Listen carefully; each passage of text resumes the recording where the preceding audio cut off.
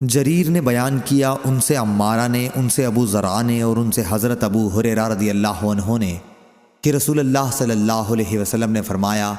سب سے پہلا گروہ جو جنت میں داخل ہوگا ان کی صورتیں ایسی روشن ہوں گی جیسے چودھویں کا چاند روشن ہوتا ہے۔ پھر جو لوگ اس کے بعد داخل ہوں گے وہ آسمان کے سب سے زیادہ روشن ستارے کی طرح چمکتے ہوں گے، نہ تو ان لوگوں کو پیشاب کی ضرورت ہوگی نہ پاخانے کی، نہ وہ تھوکیں گے نہ ناک سے آلائش نکالیں گے، ان کے کنگھے سونے کے ہوں گے اور ان کا پسینہ مشک کی طرح ہوگا، ان کی انگیٹھیوں میں خوشبودار عود جلتا ہوگا، یہ عود نہایت خوشبودار عود ہوگا۔